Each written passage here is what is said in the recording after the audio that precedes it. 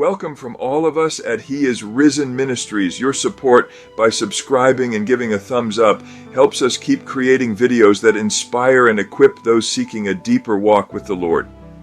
Today I want to talk with you about something every one of us wrestles with. It shows up in the quiet moments, in the big decisions, and in the assumptions we make without even realizing it. It's the tendency we all have to lean on our own understanding, to trust our own instincts above God's wisdom, to assume we see the full picture when really we're only holding a tiny corner of it, and the Bible speaks directly to this. You've heard the verse many times, Proverbs 3:5-6. Trust in the Lord with all your heart. Lean not on your own understanding. In all your ways acknowledge Him, and He will make your paths straight. On paper it sounds simple. In real life, it's one of the hardest habits to break, because leaning on our own understanding feels natural. It feels safe. It feels familiar, like following a road you've driven 100 times. But sometimes, even on familiar roads, there are turns you didn't see coming. And that's when we realize how limited our perspective really is. So why do we do this? Why is it so natural for us to trust ourselves more than the God who made us? Why do we so quickly assume we know what's best? To answer that, we have to go all the way back to the beginning, back to a garden, back to a conversation that changed the world. In Genesis 3, Eve is talking with the serpent, and he tells her something that slips right past her defenses. He says that if she eats the fruit, she will be like God. She'll see what He sees. She'll know what He knows. She'll understand good and evil on her own terms. And that whisper, "You can be like God," may hit something already wired inside the human heart, because deep down, we all want to be our own guide. We want to be the final voice. We want to call the shots, shape our future, and decide our truth. Eve didn't reach for the fruit because she was hungry. She reached for it because she wanted understanding on her terms. And in that moment, humanity stepped onto the path of self-reliance, a path we've been walking ever since. Now I want to slow down here, because this isn't just a story about ancient history. This is about you and me and every person who has ever tried to navigate life with a limited map.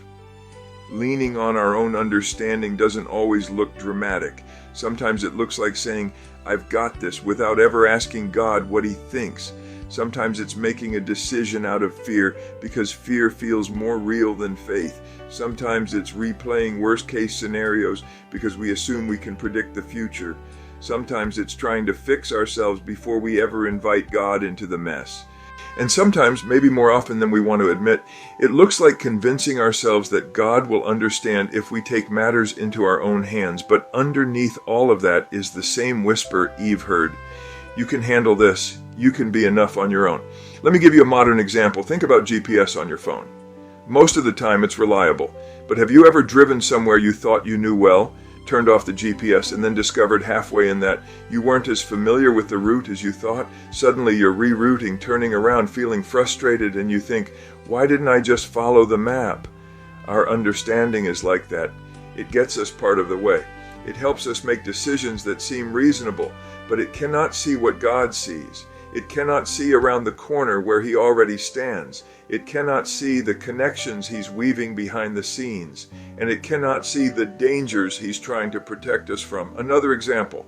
Imagine trying to assemble a complicated piece of furniture without reading the instructions. Most of us have done it. We spread out the pieces, look at the picture on the box, and think, how hard can this be?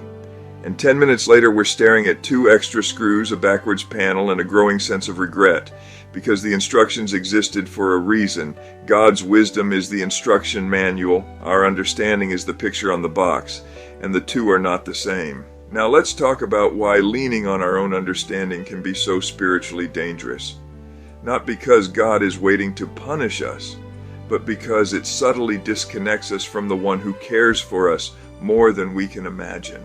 When we rely on ourselves, we stop relying on Him. When we trust our own strength, we miss the strength He is offering. When we depend on our own reasoning, we forget that His thoughts are higher, wiser, and kinder than ours ever could be. In Isaiah 55:8-9, God reminds us that His ways are higher than our ways. His thoughts are higher than our thoughts. Not a little higher, not slightly above, but as high as the heavens are above the earth. That's a big gap. And yet we often act like our thoughts and His thoughts are close enough for us to blend together. But here's the beautiful part. God doesn't shame us for this tendency. He invites us. He calls us closer. He says, bring your limited understanding, bring your confusion, bring the areas where you feel blind. I will guide you. He promises in James 1:5 that if any of us lacks wisdom, and let's be honest, that's all of us, we can ask him and he gives generously, without scolding, without holding back, without comparing us to someone who seems more spiritual, just generous wisdom from a loving Father. Sometimes leaning on our own understanding isn't about pride. Sometimes it's about fear or impatience or weariness. Sometimes we lean on our own understanding because waiting on God feels too slow, or trusting him feels too uncertain, or stepping out in faith feels too risky. But in those moments, God gently reminds us that he never asked us to figure it all out. He asked us to follow, to trust, to walk with him one step at a time. Think about the times in your life when things eventually made sense, even if they didn't in the moment. Maybe a closed door protected you. Maybe a delay positioned you. Maybe a disappointment redirected you, and only later did you see the fingerprints of God all over it. That's the blessing of not leaning on our own understanding. It opens the door for God to guide us into something better than we thought possible, something wiser, something safer, something more joyful. And the amazing part is this: God is not asking you for perfect trust. He is asking you for surrendered trust, a willingness to say, Lord, I don't see it, I don't understand it, but you do, so lead me. Think of your life like a song. Your understanding is one note. God's wisdom is the entire melody. His direction, his timing, his care, they harmonize with your life in ways you could never compose on your own. And when you trust him even imperfectly, he makes something beautiful out of what felt broken, confusing, or unfinished. So here's the encouragement, the challenge, the invitation. This week when you face a decision, big or small, pause and ask God for his wisdom. Ask him to show you what you can't see. Ask him to guide your steps.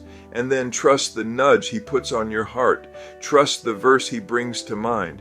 Trust the peace he gives, or the lack of peace that warns you to wait. You don't have to be perfect at this. None of us are. But every small moment of trust builds a deeper relationship with the one who loves you more than you can imagine.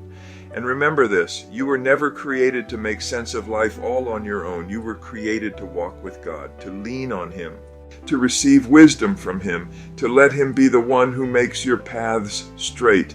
As we wrap up today, I want to say thank you for spending this time with us. Thank you for opening your heart. Thank you for listening, reflecting, and seeking God's wisdom with us. Got a question you'd like us to explore in a future video? Drop it in the comments below. We'd love to hear from you. And for now, rest in the peace and promise that the one who loved you first has already prepared a place for you in his eternal kingdom. Be blessed.